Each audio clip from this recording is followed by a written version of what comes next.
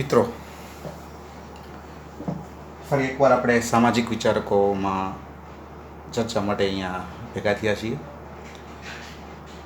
આજનો જે આપણો ટૉપિક છે એ ટૉપિક સામાજિક વિચારના લક્ષણો છે. લાસ્ટ ટાઈમ આપણે જે વાત કરી એનું સહેજ રિવિઝન કરીને પછી આપણે આગળ વધીએ કે સામાજિક વિચારો જે છે, સોશિયલ થોટ્સ, એ વાસ્તવમાં બીજું કંઈ નથી પણ સમાજ જીવન અંગેના જે વિચારો છે, સમાજ જીવન અંગેનું જે ચિંતન કે મંથન છે, એ સામાજિક વિચારો છે. સમાજ જીવનમાં આપણે જુદા જુદા અનુભવોમાંથી પસાર થઈએ છીએ અને એમાંથી જે કંઈ આપણે અનુભવો કરીએ છીએ, જે કંઈ આપણે ફીલ કરીએ છીએ, જે કંઈ આપણે અનુભવીએ છીએ અને એના પરિણામે જે કાંઈ આપણે તારણ કાઢીએ છીએ, દેટ ઇઝ સોશિયલ થોટ. એ સામાજિક વિચાર છે. હવે આપણે આજે વાત કરવાની છે એ છે એના કેટલાક સામાન્ય કહી શકાય એવા લક્ષણો. એમાં જે એના મહત્ત્વના લક્ષણો છે આપણે એની ચર્ચા કરશું. એમાં પહેલું જે લક્ષણ છે એ છે સામાજિક વિચારનું મૂળ શું છે.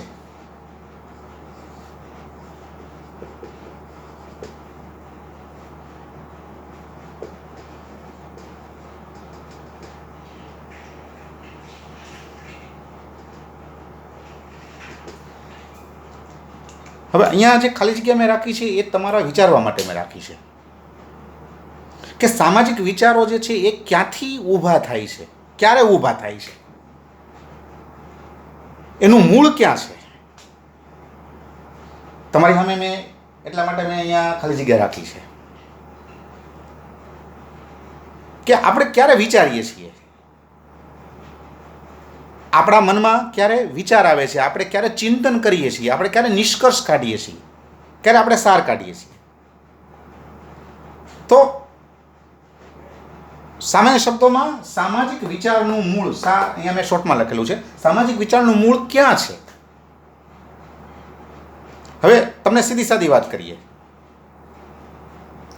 કે જો પરિસ્થિતિ સારી હોય તો આપણે કાંઈ વિચારતા નથી. આપણે વિચારીએ છીએ ક્યારે, તો કે સંકટ આવે ત્યારે વિચારીએ છીએ. કાંઈ મુશ્કેલી આવે તો આપણે વિચારીએ, તો આપણે એનો રસ્તો કાઢવાનો પ્રયત્ન કરીએ. વસ્તી વધી એટલે કુટુંબ નિયોજનનો કન્સેપ્ટ આવ્યો. જો યાદ રાખજો, પહેલાં આજથી ઘણા વર્ષો પહેલાં કુટુંબ નિયોજનનો કોઈ જાતનો કન્સેપ્ટ નહોતો. લોકોની અંદર એની જાગૃતિ ફેલાવવા માટેના કોઈ પ્રકારના પગલાઓ લેવામાં નહોતા આવતા કે લોકોને કાંઈ સમજાવવામાં નહોતા આવતા. આજે તમે જોઈ શકો છો કે ચારે બાજુ એવા તમને સ્લોગન જોવા મળશે કે ભાઈ નાનું કુટુંબ સુખી કુટુંબ, ફોર એક્ઝામ્પલ. શું કામ?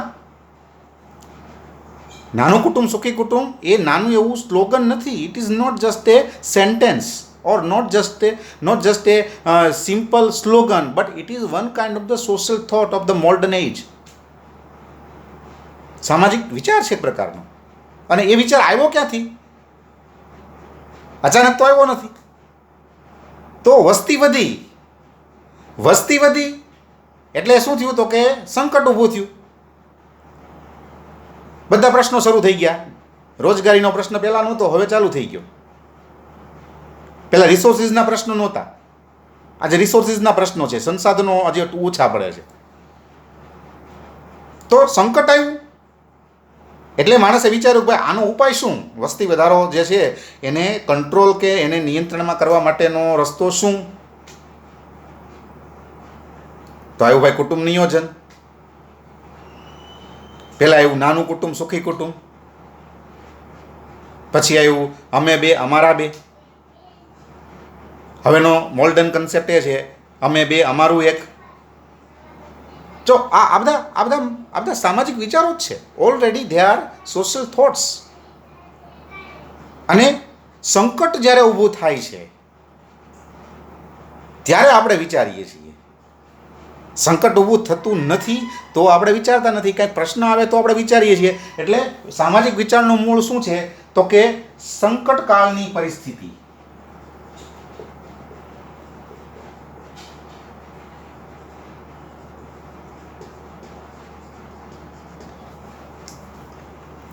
સામાજિક વિચાર છે એ સંકટ કાળમાંથી ઊભા થાય છે.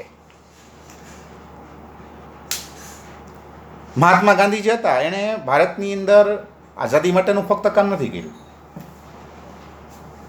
પણ એણે ઘણા બધા સામાજિક સુધારાઓ માટેના પણ પ્રયત્નો કર્યા, ઘણા બધા. એમાંનું એક હતું અસ્પૃશ્યતા નિવારણ. બરાબર છે. એણે બહુ સારી વાત કરી કે ભાઈ અસ્પૃશ્યતા જે છે એ હિન્દુ ધર્મનું એક કલંક છે. It is A 100% right. કોઈ વ્યક્તિને, કોઈ સમાજને, કોઈ જ્ઞાતિને તમે એની જાતિના આધારે તમે એની સાથે કોઈ ભેદભાવ કરો તો ઇટ ઇઝ નોટ ઓકે. કારણ કે ભગવાને બધાને સમાન બનાવેલા છે, તો કંઈ કંઈ બરોબર વાત નથી. આ એક પ્રકારનું પાપ છે, અહિંસા જ છે, એટલે સોરી હિંસા જ છે એક પ્રકારનું. It is one kind of the cruel activity. તો ગાંધીજી જે છે એણે ફક્ત આઝાદી માટેનું કામ નથી કર્યું. તમે જોઈ શકો છો કે એણે સામાજિક સુધારાનું કામ કર્યું. એમાં એક જે વાત હતી એ હતી અસ્પૃશ્યતા નિવારણની. હવે એણે જોયું કે ભારતની અંદર જે સમાજ છે એ સમાજનો સૌથી મોટો પ્રશ્ન શું છે, સામાજિક પ્રશ્ન એ સમયમાં. તો બેરોજગારી કાંઈ એ વખતની કોઈ બહુ મોટી કંઈ ચિંતા નહોતી, પણ એ વખતનો જે સૌથી સમાજનો જે કાંઈ મોટો પ્રશ્ન હતો એ હતું કે સમાજ આખો જાતિગત રીતે વેચાયેલો હતો. ફલાણા ઊંચા ને ફલાણા નીચા, આ પ્રકારનો આખો સમાજ હતો. અને એમાં પણ જે સમાજ જેને નિમ્ન કક્ષાનો ગણતો હતો, સમાજે જેની કેટેગરી એકદમ નીચી કક્ષાની રાખેલી હતી, એ લોકોની હાલત તો બહુ ખરાબ હતી. એ લોકો સાથે ભેદભાવ કરવામાં આવતા, એ લોકોની સાથે અન્યાય કરવામાં આવતો. તો એ વખતે ગાંધીજીએ આ વસ્તુ જોયું. આપણે એમ કહી શકીએ કે એ પરિસ્થિતિ જે હતી ગાંધીજી માટે શું હતી, તો કે સંકટકાળની પરિસ્થિતિ હતી. તો હવે એમાંથી એણે આખો એક નવો વિચાર આપ્યો, એક સૂત્ર આપ્યું, એક સામાજિક થોટ આપ્યો કે અસ્પૃશ્યતા એ હિન્દુ ધર્મનું કલંક છે. અને એ માટે એણે પ્રયત્નો કર્યા, લોકોને સમજાવ્યા.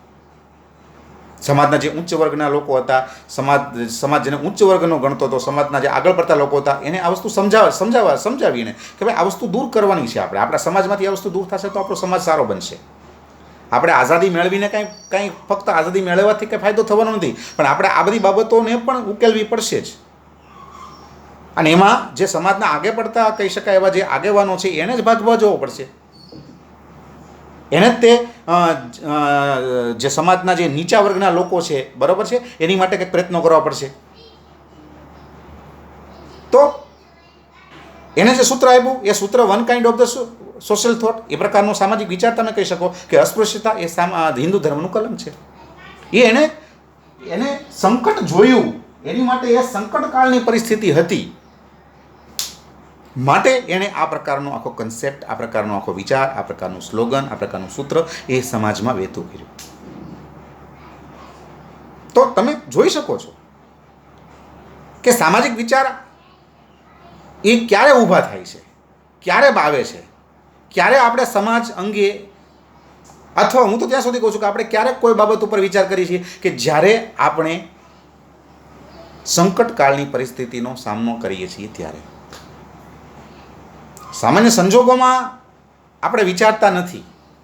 જો એ વખતે ગાંધીજીના સમયમાં જો અસ્પૃશ્યતા નામનો કોઈ પ્રશ્ન ન હોત તો કદાચ આ એને જે સ્લોગન આપ્યું છે કદાચ ન હોત. હમણાં મેં તમને વાત કરી કે કુટુંબ નિયોજન માટે થઈને સૂત્ર આપવામાં આવ્યું કે ભાઈ નાનું કુટુંબ સુખી કુટુંબ. તો વસ્તી વધી ન હોત, એને કારણે જે કાંઈ પ્રશ્નો ઊભા થયા એ ન થયા હોત તો કદાચ કુટુંબ નિયોજનનો પ્રશ્ન ન આવ્યો હોત, અને કદાચ આ પ્રકારના વિચારો છે એ આપણી સામે આજે ન હોત. નાનું કુટુંબ સુખી કુટુંબ, અમે બે અમારા બે, એટસેટ્રા. તો કહેવાનો મતલબ શું છે કે સંકટકાળનું જે મૂળ છે, ઓરિજિન એ સંકટકાળની પરિસ્થિતિ છે. એ પરિસ્થિતિજન્ય છે.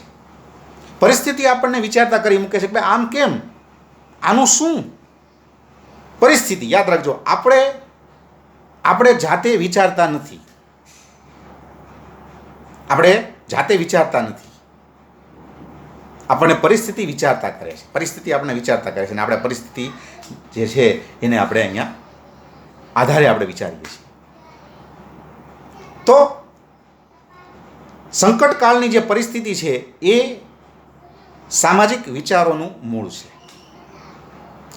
તો આ એનું પહેલું લક્ષણ. આપણે બીજા લક્ષણ પર વાત કરશું.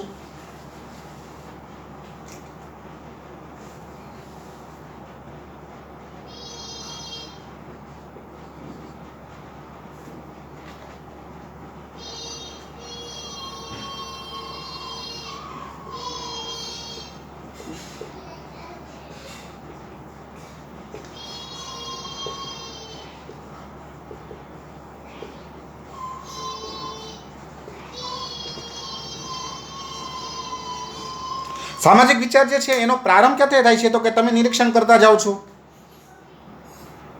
અનુભવમાંથી પસાર થતા જાઓ છો, તમે ફીલ કરો છો અને એના આધારે તમે વિચારો છો અને એ વિચારના આધારે તમારા મનમાંથી જે કાંઈ નિષ્કર્ષ નીકળે છે એ તમે સારના રૂપે તૈયાર કરો છો, બહાર પાડો છો. That is a social thought. એ સામાજિક વિચાર છે. તો એનો જે પ્રારંભ છે, કોનો પ્રારંભ? તો કે સામાજિક વિચારોનો પ્રારંભ, એની શરૂઆત એ અનુભવમાંથી અને નિરીક્ષણમાંથી થાય છે.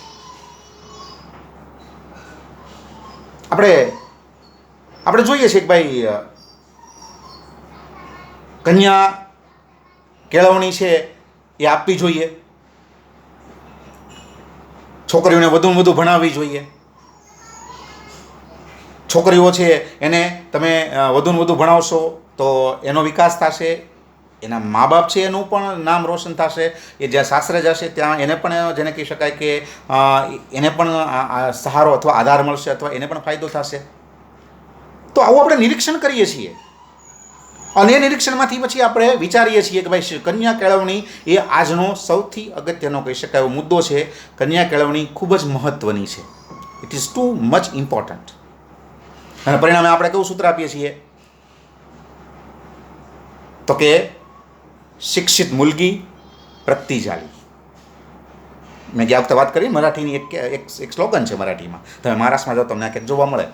શિક્ષિત મુલગી પ્રગતિ જાલી. ભણેલી છોકરી પ્રગતિ લાવે છે. પછી એ પોતાના મા બાપના ઘરે હોય તો પણ લાવે છે અને સાસરાની હોય તો પણ લાવે છે.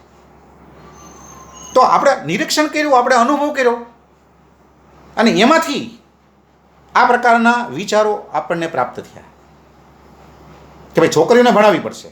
જો અને બીજું પણ એક કારણ છે કે આપણે અનુભવ કર્યો. તમને એક એક્ઝામ્પલ આપું. ભાઈ એક ભાઈ છે, એ અત્યારે મારા ફ્રેન્ડ છે, એ અત્યારે મોટા સિટીમાં રહે છે, પોતે ભણેલા ગણેલા છે, નોકરી કરે છે. એની વાઈફ છે એ ખૂબ સારા કુટુંબમાંથી આવે છે પણ ભણેલી બહુ નથી, એટલી બધી. એને મા બાપે રૂઢી ચુસ્ત, એટલે બહુ ભણાવ્યા નહીં બેનને. હમણાં અમે વાત કરતા હતા જ્યારે એ ભાઈ બહુ સરસ વાત કરી કે ભાઈ મોટા સિટીમાં રહેવું હોય તો બે જણા કમાતા હોવા જોઈએ જો સારું જીવવું હોય તો. તમે ધારો કે રાજકોટ રહેતા હો, અમદાવાદ, એથી આગળ બોમ્બે રહેતા હો, મેટ્રોપોલિટન સિટીઝમાં, તો એક વસ્તુ ખાસ છે કે ભાઈ તમે બે જણા જો કમાતા હો તો તમે સારામાં સારું જીવન જીવી શકો અને જેને કહી શકાય તમારા બાળકોને પણ તમે સારામાં સારું ફ્યુચર આપી શકો. એટલે એ ભાઈ વાત કરી કે ભાઈ મોટા સિટીમાં અમે રહીએ છીએ, કાશ જો અમે બે કમાતા હોત તો વધારે સારું હોત. એટલે મેં એને પૂછ્યું ભાઈ તો પછી તું નોકરી કર, તો ભાભીને કરાવ નોકરી, એમાં શું વાંધો છે? તો કે ભાઈ એ ભણેલી નથી. જો એના મા બાપ એને ભણાવ્યું હોત, જો એના મા બાપે એને ભણાવી હોત, જો આજે એના શબ્દો છે, મારા શબ્દો નથી, એ એના શબ્દો છે, એ તમને હું ડીટો ટુ ડીટો તમારી સામે મૂકું છું કે જો એ કે એના મમ્મી પપ્પાએ જો એને ભણાવી હોત ને તો આજે એ પણ અહીંયા નોકરી કરતી હોત અને તો અમારે બે આવક છે તો એમાં અમે બહુ વધારે સારું જીવતા હોત. જ્યારે સારું જીવીએ છીએ પણ અમે વધારે સારું જીવતા હોત. જો આ એક અનુભવ છે. હવે એ ભાઈ છે એને મેં કીધું તો તું શું કરીશ? તારી છોકરી તો છે, મને કે મારી છોકરીને ખૂબ ભણાવીશ અને એ પગભર થાય એવો હું પ્રયત્ન કરીશ, કારણ કે જ્યાં જાય ત્યાં એ એના પતિને સહારો આપી શકે. ભલે મારી પત્નીને એના મા બાપે નથી ભણાવી, રૂઢિચુસ્ત હતા એટલે ન ભણાવી, મેં અનુભવ કર્યો. હવે હું મારી દીકરીને એટલું બધું ભણાવીશ કે મારી દીકરી જે છે એ ભવિષ્યમાં પગભર થાય, જ્યાં સાસરે જાય ત્યાં એ પોતે જેને કહી શકાય કે પોતાના પતિને સહારો આપે, સાસરાઓને સહારો આપે, પોતે ઇન્ડિપેન્ડન્ટ બને. જો અનુભવ, તમે કાંઈ અનુભવો છો માટે વિચારો છો. તમે નિરીક્ષણ કરો છો માટે તમે કંઈક વિચારો છો. આમનામ આપણે કંઈ વિચારતા નથી, આમનામ આપણે કોઈ જાતનું વિચાર કરતા નથી. આપણે ક્યારે વિચારીએ છીએ તો કે આપણે વિચારીએ છીએ કાં તો સંકટકાળની પરિસ્થિતિ હોય, કાં આપણે કંઈક અનુભવ કરીએ, કાં કંઈક આપણે જોઈએ, નિરીક્ષણ કરીએ, પછી આપણે જેને કહી શકાય કે વિચારીએ છીએ. સામાજિક વિચારનો પ્રારંભ, સ્ટાર્ટિંગ, શરૂઆત એ અનુભવમાંથી થાય છે, એ નિરીક્ષણમાંથી થાય છે. તો આ સામાજિક વિચારો છે. આ એના કેટલાક સારા આપણે લક્ષણો લઈએ છીએ. એના આધારે આપણે એક જ વસ્તુ અત્યારે કરવા માટે જઈ રહ્યા છીએ કે we are going to create understanding on the concept of social thoughts. સામાજિક વિચાર ઉપર આપણે આપણી અન્ડરસ્ટેન્ડિંગ ક્રિએટ કરવા માટે જઈ રહ્યા છીએ. તો જોવો છો કાંઈક માટે વિચારો છો. મેં હમણાં કીધું ને કે ફોર એક્ઝામ્પલ તમને હું એક્ઝામ્પલ આપું ભાઈ. ગાંધીજીની હમણાં મેં તમને વાત કરી તો ગાંધીજીએ જોયું કે એક ઠેકાણે તમને યાદ હોય તો કે આખો પ્રસંગ છે કે એક ઠેકાણે એ જાય છે તો એક સ્ત્રીને એક જ કપડામાં જોવે છે. ત્યારથી એ વિચારે છે કે ભાઈ હું એક જ વસ્ત્ર ધારણ કરીશ. આવો એક પ્રસંગ છે. કદાચ એમાં કંઈક થોડુંક આગુ પાછું થતું હોય તો શરત ચૂકનો હું સ્વીકાર કરું છું, પણ આવું કંઈક પ્રસંગ છે એમાં આપણે જાણીએ છીએ હિસ્ટ્રી. તો એને જોયું કે ભાઈ ભારતીય સમાજ છે એનો સૌથી મોટો પ્રશ્ન છે